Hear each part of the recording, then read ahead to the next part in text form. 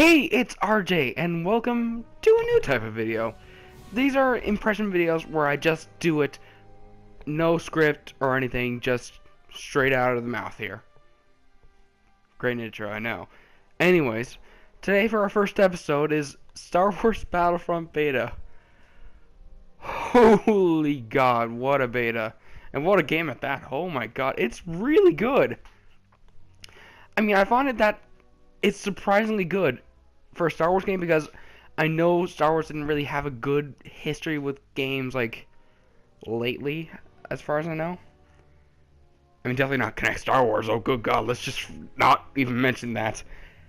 Anyways, what I want, the whole thing's here, Star Wars Battlefront. So, in the beta, you have 3 game modes ready to play for you.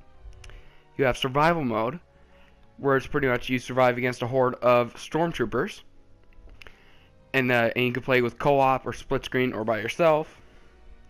And the full game, you can even increase your difficulty. I actually like this game mode surprisingly well. And there's an Easter egg apparently in the Tatooine map, but I'll let you find it. Anyways, then there's the second game mode, which is Drop Zone, which is what you're seeing on the screen now. Drop Zone is, well, how would I put it? I mean, I think it's good, but for God's sakes, don't use the jetpack on this, or the jump pack, whatever you call it. Do not use it on this map. You will get shot, like a whole lot. But either way, Drop Zone's, it's an okay game mode, honestly. You just go around the map, trying to find some pods that you can claim, and I'm pretty sure get power-ups out of. I'm not sure. I'm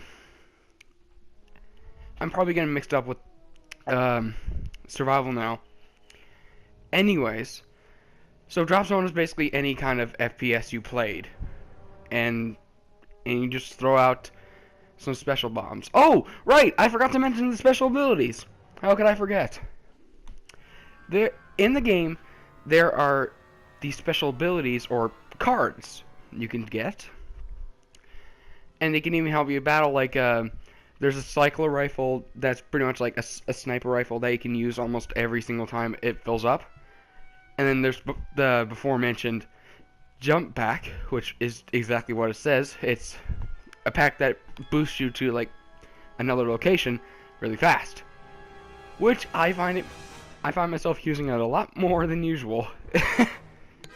And then there's the thermal detonator, of course, which just acts as a standard grenade. And then you got your special ability. This special ability basically makes for a really freaking good time if you get the right thing. And I mean it, get the right thing. Because some of the, you see, when you pick up one of these power-ups on the field, you'll get one of the many power-ups you can get. For instance, you can get a proximity mine. You could get a squad shield, which is basically this giant bubble shield that you can't shoot out of, but you can't be damaged until it runs out. And I'm pretty sure there's an orbital strike, which is basically exactly what that is. And, well, yeah, that's pretty much it. I'll get into more of the power-ups later on. So, it's time to go over our final game mode. And I saved the best for last. Literally, it is the best. Walker Assault. Walker Assault is epic. If anyone has played Rogue Squadron on the GameCube, then, and like the original Star Wars Battlefront, you'll get like a whole bunch of like awesome like moments here. Because basically Walker Assault is you're playing as the Rebels or the Imperials the entire time. The Imperials have to guide 2 AT-ATs to the end of the map and blow up the Hoth base, while the Rebels try to defend them off.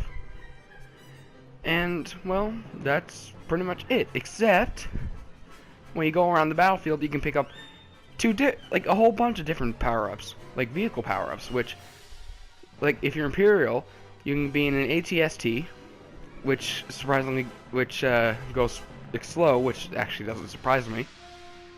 and you can actually be the AT-AT for a minute. The reason why I say a minute is because I can now see why players can't be in an AT-AT. Trust me. If you played this game already and being attacked by an enemy AT-AT that is being controlled by a player, sorry, I just ate lunch. Anyways, if you're being attacked by a player who is in an AT-AT, you'll understand why they only let you in for a minute. Ugh. But yeah, you can also pick up other vehicle power-ups like a TIE Fighter, an X-Wing, a Snowspeeder, and an A-Wing, and a TIE Interceptor. Although, you can also get character power-ups. And character power-ups are, well, they allow you to change into Darth Vader or Luke Skywalker at the moment. Which is actually pretty freaking cool. Just imagine that, going around the freaking battlefield, it's Darth Vader, and oh, also, their gameplay is awesome. But when you're going through these battlefields, you see them as like, oh God, gotta get him, and then you'll go over to get him, and it's only just like, oh yeah, I got him. It's like, where is it? I think this is a slight glitch or bug. I'm honestly not sure if it's just me or it just disappears at the wrong time. But these power-ups, sometimes when I land on them or like run into them, I don't even get it, even though when I look behind me, they're just here. Well, they're not there. Great, I just confused the whole audience. Dang it, sorry. But they're just not there, and they're not in my slot, and they're not in use. So well, that's a shame. Anyways, but it's time to get into the, well, small amount of negatives for the beta. I mean, I know it's a beta, I got it, but basically what I've experienced many lag movements in the game. Lag movements are pretty much where you're, let's just say you use the jump pack, right? You jump into the air, all of a sudden you're over at the corner, and then it teleports you to the back corner, and then it teleports you right in front of an enemy, and you get killed. That's a lag movement. And I've experienced a lot of it on Drop Zone and climbing up hills sometimes in Walker Assault and Drop Zone.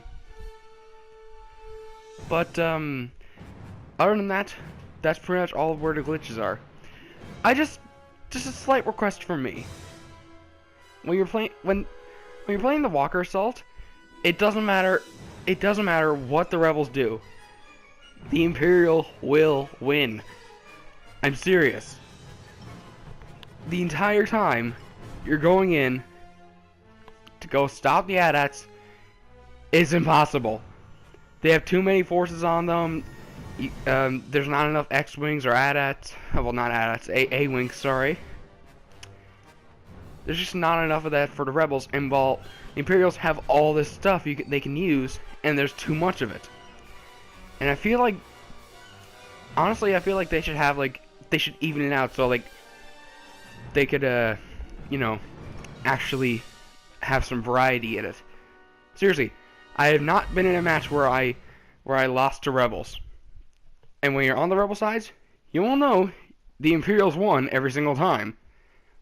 And I have not met a single person that actually lost to rebels yet. But, yeah, that's pretty much it. I think that the game is pretty good, and I will definitely pick it up when it comes out. Like, day one. I mean, like, holy frig, it's awesome. Anyways, that was my first impression video. Hope you guys liked it. And I will see you all next time.